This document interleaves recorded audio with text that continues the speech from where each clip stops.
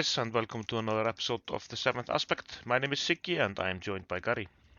Thanks for joining us. It's great to have you here. As you can see on the screen, we are doing a rematch of Boba versus Chewie. We did a pretty big rules blunder, right, Gary? Yeah, I mean, let's be honest. I made a pretty big rules blunder, and we didn't pick up on it. So I just think this rules blunder, which we'll talk about, was a pretty big deal, and it had a massive impact on the game. So as you say, we've decided the only resolution that we need to see here is a rematch. Boba needs a second chance. Yeah. So the rules are in question is regarding Chewie's ability. So you played out Kanan using Chewie's ability to give him Sentinel on the Boba flip turn. Can you read us down Chewie's ability? Absolutely. So Chewie says action exhaust. Play a unit that costs 3 or less. From your hand, paying its cost, it gains Sentinel for this phase. And as we can see, Kanan does not cost 3 or less. Yes. Whoops. And as a result, I do not attack with Boba this turn. I can't ready 2 resources, which I would use to waylay Kanan. If we play the what if game, Kanan probably comes down again. Boba overwhelms him, does 6 damage to the base, and from on there on it snowballs. But as it played out, and you can see it in the episode if you look at it, Chewie had a comfortable victory. We feel because of this mistake. So let's play Unlimited again. Welcome to the game table. Boba versus Chewie, round 2. This is the best of 1 tournament, Siggy, so we don't normally have rematches, but this one I think is needed. Yeah, absolutely. I see you send your hand straight back to the deck, taking a mulligan. Pretty quick mulligan decision there. Yeah, I felt like it was a terrible hand, and then I mulligan into pretty much the worst possible. I need some early game removal, some stuff to get me to late game, and this is pretty bad. My lowest cost card is make an opening here. Yeah, But yeah, no low cost sentinels for the start of this. I wouldn't say Cartel Starting Spacer would be the best turn 1 play for Boba, but my turn 2 plays are just so good that I can't mulligan this hand. I have the ramp, I have Boba, I have a 7-fleet defender, so I felt. Sure. Uh, Yeah, I agree with you there, Sig. I think whilst Cartel Spacer might not get to use his exhaust ability, like with those 3-cost units you've got in hand, yeah, this looks like a really cool starting hand for you. After you play the Spacer, Chewie's got no choice but to take the initiative, and we go into turn 2. At least I managed to top deck a Star Viper here, so I can play something onto the board and have some board presence. Not the worst turn 2 play, but a rough start for Chewie here. yeah, I decided to destroy that with ECL and Immediately. the 7th-fleet defender. There's me thinking, all right, I've got the Star Viper. At least if he does some damage to base, I'll have initiative and I can do some restore. 7th Fleet Defender has a different plan. Yeah. Straight off the board. Yeah, an easy resource decision for me there. As we go into turn 3, at least another silver lining here for Chewie. I've got a Bright Hope, so a big chunky space sentinel. At the moment, your only presence is in space, so I'm quite happy to play a Bright Hope here. Prevent some damage to base, hold you off for a while Chewie can figure out a plan of what to do next. Yeah, and if I choose to attack into it with both my ships, I will lose the 7th-fleet defender. I will take 2 damage to the Cuttle Spacer, and I won't even kill the Bright Hope. Yeah, the Bright Hope will still be alive on 1 HP, right? So with another 7th-fleet defender in hand, I feel like let's wait, let's bring that out, attack with that.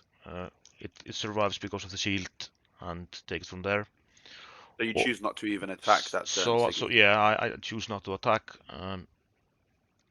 I probably should have attacked with Cartel Spacer, but still, it's an odd numbers game, having 5 damage on board, but a sentinel of 6 health.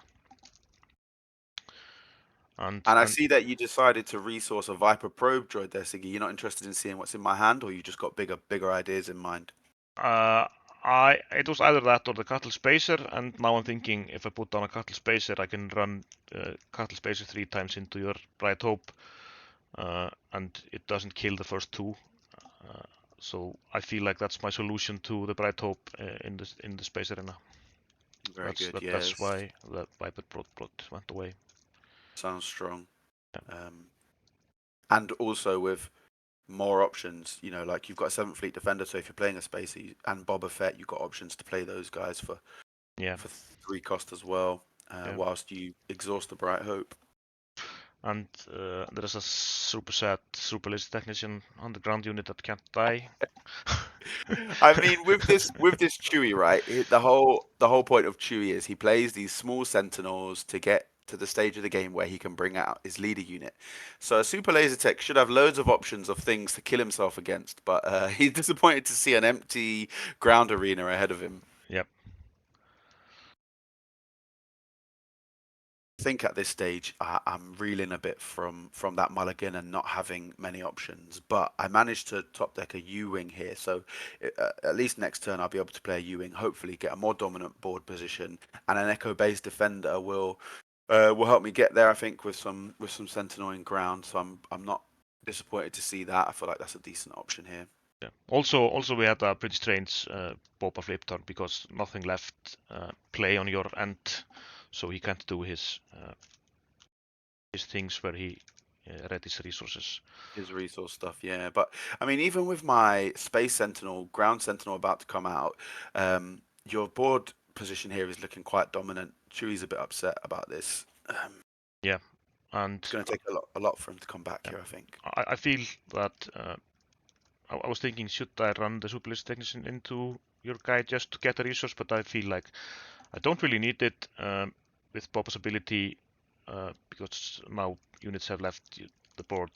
I can attack with a lot of things and bring out my second Boba.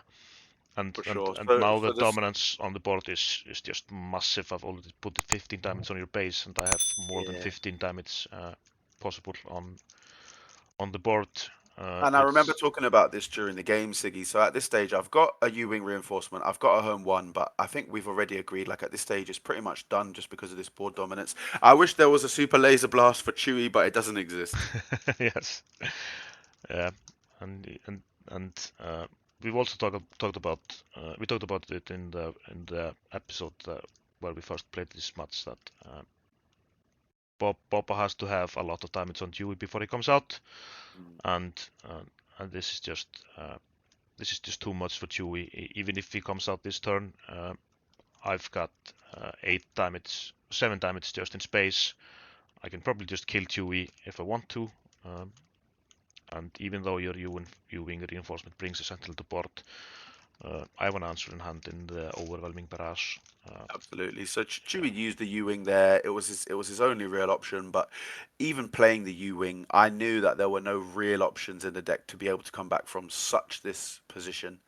But we give it a go anyway. We see if Chewie can do anything, and then, as you say, here comes the overwhelming barrage, and all of that hard work that the U-wing put in just disappears. Yeah. And out comes Chewie, and here I decide I will attack with my space units. If you decide to pass out with Chewie, I will just not attack him. I don't want his crate coming up. I will just take the initiative and carry on. But I think you read it as well as I, that you just have to attack with Chewie to get his crate up, Absolutely, yeah. so he can at least hopefully take something off the board. But That's it's right. Even in his exhausted state as a sentinel with grit, he's now hitting for 5 damage back, or more after the super laser tech. So at least he can do some damage. But it's all going to be too little, too late here. I think it's interesting because in this element, the type of tournament we're doing here, where we do best of one, you can have these outlying results. You can have leaders which win matchups which you might not expect them to win. But even in that situation, it's just a real dominant show from Boba here. With a better mulligan at the start of the game, maybe Chewie would have had a better run here. But I think it was destined to be Boba through to the next round. Yep. So thanks for watching, guys. Please like and subscribe. This has been the 7th aspect. See you in the next one.